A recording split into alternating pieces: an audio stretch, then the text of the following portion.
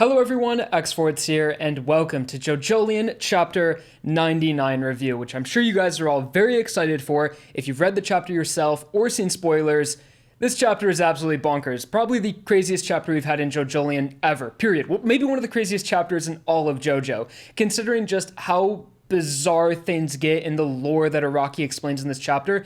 It's absolutely ridiculous. So we'll get into this, as well as we have just so many things in JoJolion that we've been questioning for years confirmed. Our big, ARAKI remembers moments with the walleyes and so many other things in JoJolion. So let's get into it. But really quickly, before we get into the chapter real quick, we're in a new space, like I said, at the end of the last chapter review. That would be the last chapter review in that house. And yes, I have moved halfway across the country from Pennsylvania to Austin, Texas, which I know is a really bad time to move to Texas, but the stars just kind of aligned, and it just so happened that, in current events, that I moved to a really bad place in terms of COVID. I don't even know if I can say that. I might get demonetized. But nevertheless, I'm staying as safe as possible, and I really like it in the new city. And this backdrop is just temporary. I have some exciting stuff planned for the space that you guys will see possibly next month or 2 months from now. So I know it's a bit boring back here, but it's just temporary. So with that out of the way, also I got a haircut. I'm sorry, guys. My hair is like really short right now, so I'm just going to throw a hat on because it's a bit shorter than I would have liked. But anyways, finally, guys, now on to JoJolion Chapter 99. So starting with the cover page, we have Toru and his stand behind him, which I'm very confident we can say that now, which is the head doctor. And we have a name of it this chapter as well, which is Wonder of You. A lot of people in the community theorized that and, predicted it would be that stand name. And it is, which is really cool. Elvis Presley stand. The last Elvis Presley stand we had was Blue Hawaii, and I don't think we've had any other than that. So ARAKI's really liking his classic rock right now. We got a police reference last chapter with da doo doo doo da da da da, the rock insect, which we will see more of in this chapter. And now we have the Wonder of You as Toru's stand's name. So pretty cool cover page, nothing too detailed. I kind of like when there's backgrounds to cover pages and it's more detailed, but there's a lot of full page spreads and very detailed drawings in this chapter, so I'll give ARAKI a little bit of a break. And we have some narration that says all events are consolidating to this man. And that is very true in context of this chapter, as Toru is it's revealed that Toru has been around for a lot longer than we know. He's been sort of pulling the strings on a lot of the things happening in JoJolion. And this is Endless Calamity Part 5. Considering the context of this chapter, I really thought we would have got a new arc title, or maybe just a one-off arc, maybe like something about the rock humans, but no, this is still considered the Endless Calamity arc, and I wonder how long this will go on for. Maybe like a D4C situation, like Endless Calamity Part 12 or something. Gosh, I could see this arc going on for quite a bit longer if this is going to be one of the last fights in JoJolion. But nevertheless, let's get on to the chapter now. I know I've been teasing you guys with the crazy shit that's in this, so let's just get into it. So starting off, the chapter starts with a big exposition dump of the rock humans. ARAKI has been doing this pretty frequently throughout JoJolion, giving us, half chapters or just a page of the anatomy of rock humans, what they eat, what they're like. So we have a really good understanding of what they are, the way even their cells are functioning. They're silicone-based instead of carbon-based, which obviously most humans were made up of a lot of carbon, and the rock humans are made up of silicone. I believe it's silicone, and that is reiterated in this part right here. But we have the early life of rock humans, so to speak, because we know rock humans are really old. A lot of them are around, I think most of them that we've ever met are over 100 years old, maybe in the 80s or something, but they're really old. They have a lot longer lifespan than humans. And so we see that when a rock human is born, they are very small. They are the size, probably smaller than your fingernail. Let me find the exact height here. They are 28 millimeters long, average height, and 15 grams. That is smaller than an insect. But before we get into the babies real quick, I just want to go over some dialogue that happened in the beginning of the chapter. As well as in this chapter, ARAKI just threw in so many callbacks to old parts. We see Johnny, Gyro, Hermes Costello, Dio even. It's been some debate on whether it's Dio or a man of Aztec. We see Enya. It's just really crazy, but the way I would make a comparison is that this is similar to, say, Steel Ball Run chapter 10.5, where ARAKI wrote sort of a history of JoJo so far, and we saw things like Killer Queen, Sheer Heart Attack, even Star Platinum in that chapter, so I would consider that akin to Steel Ball Run 10.5. So we get a description of rock females, how they are visually indistinguishable from other humans and Homo sapiens, which is the same for male rock humans, although male rock humans tend to have like really obvious designs like Wutomiki and the head doctor that are flaky or just have rock-like features like Portom and stuff like that. And ARAKI is just trolling the shit out of us right here. It says rock human females are indistinguishable, and you get about 10 pictures or so of just females throughout history in different art styles and different cultures. There are even people that aren't even humans. You have like drawings from ancient Egypt, as well as just a whole bunch of different cultures. So we see Hermes Costello, possibly a JoJolion character right there. Looks like Prince is in the middle. You have Enya the Hag, so it's like... And then I just noticed this. It looks like Jesus in the bottom left, reaching out. It looks like Jesus from Steel Ball Run. And then you have just statues that could possibly be rock humans, possibly not. So it's like ARAKI gives us a bunch of pictures, and he's like, they're indistinguishable. So at this point, I'm like, ARAKI, are you trying to say that Hermes Costello possibly was a rock human? You can't just draw that and expect us not to freak out. So Hermes might be a rock human. She might not be. What the hell does it even matter? That was in the old universe. Why are there pictures of old universe people in this chapter?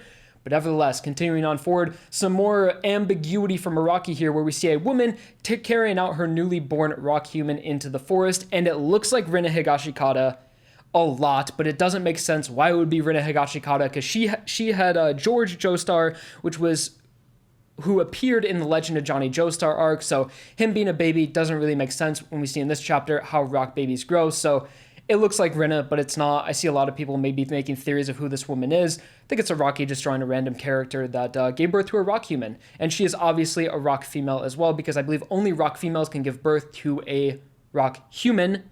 That's the way it works. And people are also freaking out that, humans and rock humans can have interspecies intercourse. But that was confirmed a long time ago, and it said that, when it was rock humans and humans can mate, but most of the time, I think it was in like 80% of cases, it turns out that the rock human will actually kill their partner, and that they just have no emotion or feeling towards other humans, and they're not very compatible, but they can have sex. So people were like, Kato, rock human, Kato's a rock human, she gave birth to Jobin and all them, and they all possibly rock humans and things like that. I think that's a bit of a stretch. I think Kato's definitely a human. But then again, earlier, a few months ago, I said that Toru is not a rock human. I don't think he's a rock human. And it's just flat out confirmed he's a rock human here. But I guess we can make sense of that and how he went to high school with Yasuo. Because I guess as soon as he grew up, he went into high school to learn or something like that. But whatever. I'll give you that one, ARAKI. So, when a rock human is born, it's like 300 men. They're taken out of the group and they're gone and thrown into the wild to fight for themselves. But they're actually babies during this time. So you take a little small baby like this big, and the mother takes it, sets it near a tree, and what is supposed to happen is that a wasp, it has like a specific name. ARAKI gets really into his anatomy here and the different species of insects and whatnot, but TLDR, a wasp is going to come up and try to attack the rock animal, or the rock human, my bad, and the rock human is going to lunge onto the wasp, hold it, and then the wasp is going to try to stab it with its mandibles, whatever it is, but it's going to miss, and then the wasp is going to have no choice but to transport the rock human, little tiny guy, back to the hive. So we get a panel here of this rock human being carried on a wasp, and when I was saying earlier, guys, that this quite possibly might be the most bizarre chapter in JoJo ever, where's the comparison, guys? If anyone can tell me a chapter more bizarre than a baby this small carrying onto a wasp, getting taken to the hive, assimilating with the wasp culture, and being raised by wasps, and then growing up and becoming essentially humans, I can't think of it, man. Maybe something in Stone Ocean like Survivor, Green Grass at Home, but this is up there for the most crazy shit ARAKI has ever put on paper. The pen to paper, I mean, God knows what this man was thinking here. So back to the rock human. When it's in transit to the hive, its skin will harden due to the wind, and that will make it more durable to be able to survive the hive. And I assume when this happens, a lot of the rock humans actually die because, you have to take into consideration that they're left at the base of a tree, and you just have to hope that an animal doesn't come and eat them up. So if all that goes well, and then the wasp finally comes to get it, it grabs on, it carries it all the way, then you got, the requirements for a rock human to grow up.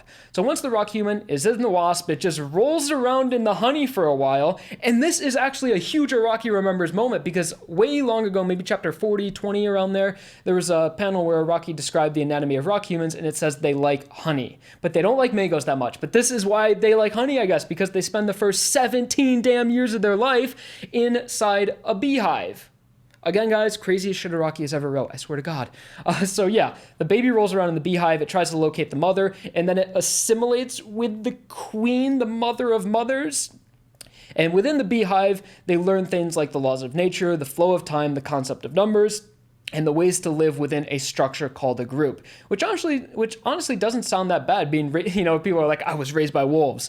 Us rock humans, we're different, man. We were raised by bees. So after 17 years, of real human time, living in the wasp nest, the beehive. The baby is still like this big, size of an insect during the whole thing. And after 17 years, it says that, let me read this word for word, after 17 years, it will abruptly grow in stature, kill all of the wasps, and venture into the outside world. And during all this panels going on, like I said, Araki drew a lot of detail on the animals and just the forest and everything like that. Really good looking imagery here. And then after 17 years, the thing just blows up, becomes a full-size rock human, and we see it is Toru, kind of like a Dr. Stone panel here, where you have all the people breaking out of their stone, getting out of the wasp nest, and then just stumbling into society. And that is the early life of a rock human. I don't even know what I'm saying right here, man. If you took this clip out of context and showed it in like a court of law, I would actually be deemed as mentally insane. Like seriously, this is just absolutely ridiculous. And after this, now we have more panels of Araki explaining the chemistry behind the anatomy of a rock human and how they're silicone-based instead of carbon-based. And there's a little bit more explanation and things like Araki talking about God as well, where he's like, why do rock humans exist then? What brought them into being? And then apparently Araki is God right now too, because he's telling us what God was thinking at the time, referred to as a creator. He says, why did a creator give life to these two paths? Could it be a concept of balance? You know, you have the light to the shadow, the positive to the negative. But what Araki describes is that rock humans were fallbacks in terms of, a creator could even mean just the universe itself and the flow of evolution. So why would a rock animal or rock human be created? And it says that they were created as a fallback. So if the human, Homo sapiens, the silicone-based creatures, weren't able to inhabit the planet, or there was something wrong with us and maybe something with oxygen, or we just weren't adaptable and we weren't able to survive on Earth, then the rock humans would have been the backup and they would have taken the form as the majority, and maybe there'd be like a small minority of just regular humans that would survive. But it just turned out that humans and silicone-based does work on Earth. So the rock humans, there's a lot less of them because they are the backup and they don't have obviously huge societies or communities or anything like that. And on top of everything else we've covered so far, all the crazy shit that Araki has been giving us information about the rock humans, we also get even more of how they don't like to live in big societies and they're very independent from one another, but they will occasionally form small groups similar to their hive when they were babies. And we can see this through the Rokakaka drug trade and the other rock humans that assimilated into culture that work at the hospital, like Utomaki, Poor Tom, Head Doctor, and I think I'm missing one, Urban Gorilla, all those guys. So that's kind of their own little small groups. And then we have some panels that are really interesting and give a lot of fuel to the theory crafting fire that is always burning in JoJolion. And it says, rock humans have a fascination with ground, rock, and stone, seeing blessings from the earth as true benefits, and make special places that give rock humans special powers as their true homes. And obviously, it's important to take note of what Araki puts in parentheses and bold. So he bolds and italicized, I suppose, special places. And then in the next page, we see a Steel Ball Run chapter, which is pretty cool, seeing Sandman, Johnny, Gyro, and I believe that's Lucy that's Lucy for sure. And then I think that's Yasuo, Rena Higashikata, maybe Young Kato, someone next to Lucy. So right after Araki describes that the rock humans will make special places, we get some narration that says the Devil's Palms and the ground of Morioh. So now it's like alluding to that rock humans had created the Devil's Palm and the ground of Morioh in some way, or maybe those are just natural phenomenon, but they amplify the rock humans' powers, which I guess can make sense. But I'm like, wait a second, didn't Jesus, the corpse parts, make the Devil's Palm, and didn't maybe the corpse parts as well, created the walleyes in some way? But I can't remember if there was ever an explanation given for the walleyes. I think it was just a natural phenomenon, but now I guess it doesn't say explicitly it was created by rock humans, but it says they make special places that give rock humans special powers as their true homes. So interesting. Walleyes potentially created by rock humans, as well as the Devil's Palm, which I really love how Araki is just diving really deep into the lore of the Steel Ball Run universe and showing us things that were happening in Steel Ball Run way back in the past. And I just really like it. I really love lore, and I really love how we're expanding upon this alternate universe and just getting a lot of good shit, a lot of good info. And then on the next panel, following Araki showing us Devil's Palm, walleyes, then we see the stand arrow and the stone mask, and underneath that, guys, let me know in the comments. I swear that's gotta be Dio. That would make Dio appear in, I believe, every single part of JoJo. Obviously, Dio in the world, I would consider Diego Dio as well, because they're pretty much like the same, just bastards. So you have Diego in the world in part 7. Now, people were like, no, this is the Aztec guy, but guys, look at the muscle format, look at the body composition, look at the hair in the back, and as well as it's not colored in dark, so that has blonde hair. That's Dio if I've ever seen it, especially because it's right next to any of the hags. So that would make Dio appear in every single part. Part 1, obviously. Part 2, he's got to be in there in some point, whether they talk about him, reference him. Main villain of part 3. Part 4, he's mentioned when we talk about Okuyasu's father and what happened with him, how he was infected with one of Dio's buds. Part 5, obviously, we see the picture of him, Giorno's father. Part 6, big deal in part 6. Part 7, we have Diego. And then in part 8, it's Dio right there, because that would be perfect, because that would make Dio appear in every single part of JoJo. So guys, let's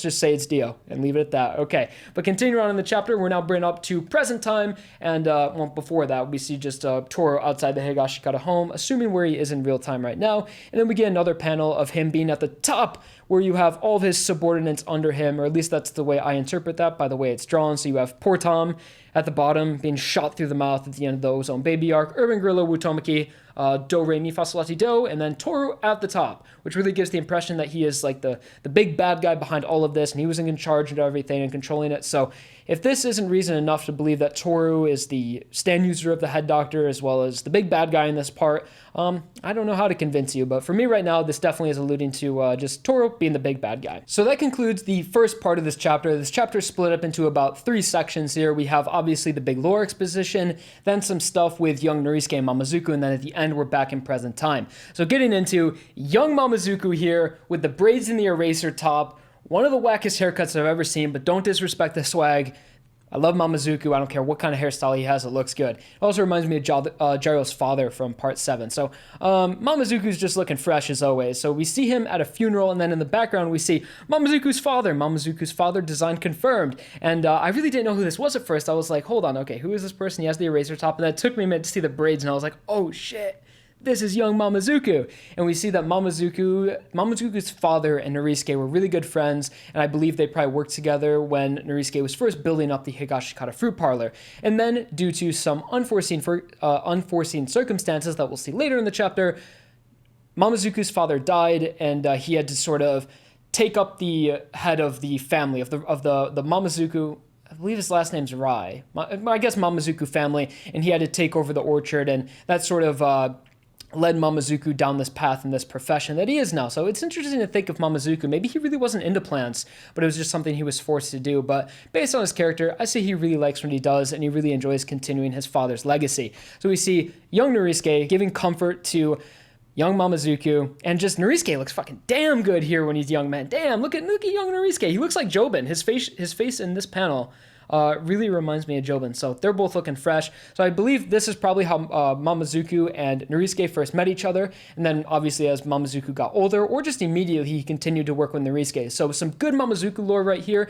He's been good friends with Norisuke for a really long time, and they have a good history. As well as in this, we see young Jobin and young Hato, who also went to Rai's funeral. And there's also a bit of foreshadowing that will lead later into the third part of the chapter, where there's some suspicion around the way that Mamazuku's father died. He died by, there was a cyclone in Morioh, and it caused a landslide, and he fell. Mamazuku had saw that there was some like weird creatures in the orchard that might have been messing with the pears. I believe Mamazuku's father was specifically a pear farmer. He farmed pears in his orchard, or grew them. And Mamazuku saw a suspicious plant out there that might have been messing with the pears or peaches, whatever it was. So he asked his father to go check it out, and Norisuke was like, I was there, your father was there, none of us saw this creature you're talking about. And Mamazuku's like, no, I know there was a creature out there. And because his father went outside to check, that cyclone happened, and that caused him to die. But later in the chapter, we'll see that it might have been more than a coincidence, as well as we see the head doctor in the past that attended Mamazuku's dad's funeral. And Norisuke is like, Mamazuku, do you know that guy? Who is that guy looking over there? And like, again, he kind of just looks like a normal rock human, but then he puts on the top hat, and it's like, oh shit, that's the head doctor. There is some collusion with the head doctor and Mamazuku's father's death, and this might make for some interesting beef between Mamazuku and the head doctor. That's exactly what we find out in the next part of this chapter. I love when things are introduced and resolved in the same chapter. It's such a perfect feeling. But getting into this, back in the present day where Mamazuku and Josuke are fighting against the head doctor. Head doctor's trying to back away after he sent out that doo-doo-doo-da-da-da-da out on them, that stupid rock insect, which we see more of in this chapter, and I'm still really not a fan of it. I don't know why that was introduced. and it attacks Josuke at some point, and again, it's not good, not good. That's the only thing I don't like about this chapter is the rock animal, because especially we're going to be continuing to fight it in the next chapter too, which just feels like stalling kind of. So if you guys remember in the last chapter review, I tried to explain how this rock animal is working. I was like, it's like a sheet of paper with popsicle sticks on it. I know there's a word for it, and someone found it in the comments. It's a sushi roller. That is the word I was looking for. The thing you roll sushi up with, that's pretty much the form that the rock animal takes. And again, it's able to build itself up into a crane and swing at Josuke. And then we see it actually makes contact with him. And I don't even want to go in and try to explain it, because it's just a rocky bullshit where he saw something and then he wanted to put it in his manga, and it's just kind of a mechanism where plants will defend themselves, and they'll send out asbestos that will cause people's limbs to stretch or just expand, I guess. And that's pretty much what's happening to Josuke here. He gets attacked by the rock animal, and he has this goo coming all over him, and the head doctor's like, Josuke, if you try to get up or if you try to move at all, I wasn't even able to fully understand it, honestly, but I just know that this will probably be over in like 3 chapters, and I really don't care that much about it. So I know this is me speed reading JoJolion pretty much. I know everyone hates that, but I could care less about this rock animal. And the explanation, again, it's just one of those things where Araki makes it really complicated to understand in a sense, and it's obviously a reference to something in the real world.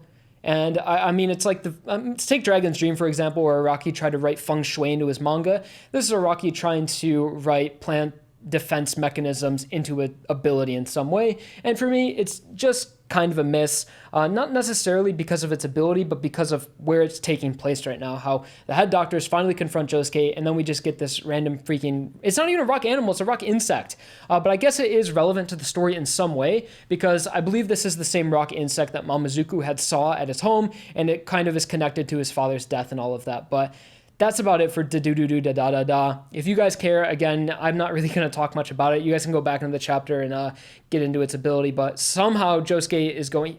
He has soap bubbles, man. Why can't he just steal the asbestos from himself? Why can't he literally use his stand on himself and be like, okay, I removed the slime? Like, so stupid, man. He's been able to remove sound from walls, people's eyesight. It's like, use freaking soft and wet, man.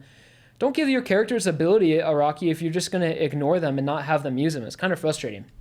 But anyways, there was some dialogue earlier when the head doctor and Mamazuku first saw each other, and I believe this is the first time Mamazuku has seen the head doctor really close up, and there was a bit of dialogue where he was like, wait, is that him? Could that be him, the man that was at my father's funeral? And Mamazuku realizes soon enough, it certainly was. So as the head doctor transforms into the stand, which is the wonder of you, he says, Mamazuku, I remember a time when I passed by you some time ago. That pear orchard was quite good land since long ago. Chapter just came out. Sometimes the translations are a little bit iffy or just are kind of like broken English, but it is what it is. I really appreciate the translation team and the whole team that does this. They put incredible amount of work and effort in, and I would never take you guys for granted. So shout out to the translation team, and they're always linked down below where I recommend you guys to read JoJolion. But sometimes just the translations, it's not even like a translation problem. It's just a rocky dialogue problem that can be hard to interpret into English, but that's just how it is. So the head doctor explains that he remembers Mamazuku's father, who was caught in the landslide, and he explains that this was because of a calamity. It was because of the flow of calamity, and your father was simply caught in the way. So whether that means, and again, the head doctor, Toru, Wonder of You, whatever the hell we want to call this guy, he explains more of the calamity and how it's sort of like a flow, and that makes me think of fate in a way again. The way he explained that, it's like, I really feel like his stand can be explained in a way of that it controls fate. Similar back when we saw him talking to the delivery man, how he just sort of fabricated a reality of what happened, and he controlled that man's fate in a way as he knew he was going to touch himself. So again, the way that he explains that Mamazuku's father was caught in the calamity, I really feel like the stand just controls fate in a way. It controls fate, it has a karma effect, and it also attacks you if you pursue him. The stand with a billion abilities, and he also has an infinite amount of rock insects in his pocket that he can throw out at you with also their own abilities. So I need that page, Rocky. I need that page ASAP. The pages where Araki will explain a stand's ability, give me that shit, Araki. I need that yesterday. So Mamazuku realizes that this is the man that was responsible for his death, and Mamazuku has the murderous intent in his eyes, which we haven't seen in a really long time in JoJolion, and it looks absolutely sick, and it's always cool to see this in the alternate universe. I believe it started doing it in the alternate universe because Johnny was the first one that had that murderous eyes sort of establishing him as a little bit more of a gray character, more immoral, and he really does sometimes want to kill people. And then that was continued into Josuke. Josuke had it 1 or 2 times in this part, and now Mamazuku has it, which also establishes Mamazuku as the main JoBro of Part 8, hands down, because Gyro in Part 7, I believe, also had the murderous eyes. So the only people that can have it are JoBros and main JoJos. And this is also going to be the last page of the chapter, and some villainous talk from the head doctor where he says, there is nothing you have permission to possess. You guys don't get shit. He says, be it a pear orchard or a single new Rokakaka. You guys don't get any of it. And in a way, again, I feel like he's going to be able to control their fate in a sense, so they're not able to access these items. But Josuke was also giving some back and forth with the head doctor where he was like, you don't have the new Rokakaka. Because I believe Josuke knows where it is. He knows that Jobin has it. JoJolion's long, guys. I'm sorry, I can't remember. But I don't think Josuke knows exactly where it is, but he knows that he doesn't have it. He might know that Jobin has it. I should remember this, but this chapter was too crazy to remember everything that happened in the past.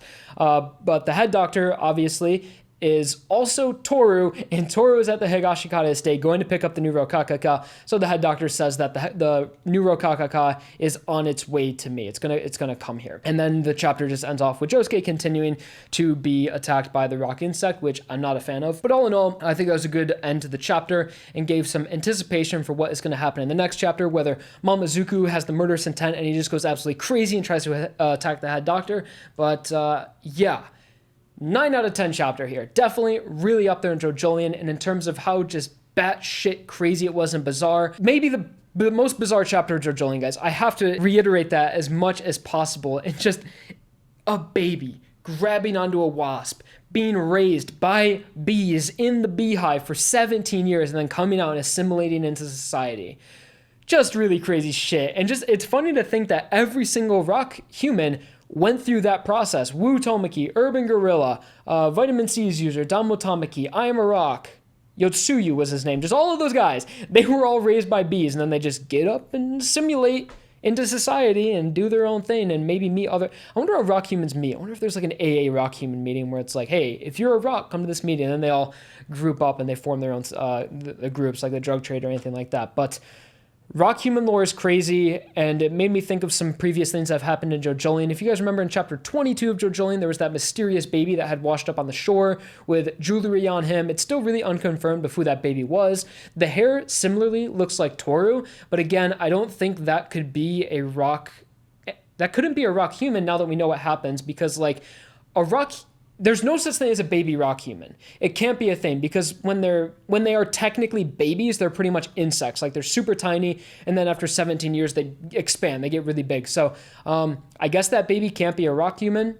Maybe that was already explained, and we just need to look a little bit more into it. But that was a theory going around, and it just confirms a lot of things. You know, who can be a rock human and who cannot. So yeah, and it looks like Toru actually must have like just recently been born or just recently came into society, because some of the rock humans, it seems as they age and get older, they do age and their skin does wrinkle or crack or something like that. So like, I don't know, because some rock humans just look older. I don't know how they age. Maybe they stay the same the whole time, but I'm thinking like when we saw Toru come out of the wasp hive, it looked like he was exactly the same how he is now. So maybe he's really old, maybe he's not, but apparently his stand can take the form of an old person. Shit is absolutely crazy. And you guys know how in these chapter reviews, I always say that I at the end of the chapters, I'm always like, guys, we could sit here and we can theorize what is going to happen in the next chapter, but it is absolutely impossible to predict JoJolion, and that has never been more true. As in chapter 99, we saw Dio, Hermes Costello, and babies grabbing onto wasps. So I'm not even going to try. I'm just going to go with the flow of the calamity and see what's in store for us in chapter 100, which is next month. JoJolion by far has already been the longest part in JoJo history, and it's about to break a new record for 100 chapters in a monthly serialized series. Crazy shit. And it's definitely leading up to a big climax here, and I can't wait to see where this part goes in the future. So thank you guys so much for watching JoJolion Chapter 99 review. Get down in the comments. Let's do some theorizing. What the hell did you guys think about this chapter? Let me know anything I missed, and so on and so forth. Like if you enjoyed, subscribe for more, and I'll talk to you guys real soon now that I'm all moved into my new place and able to work on content again. So till then, stay safe, guys, and peace.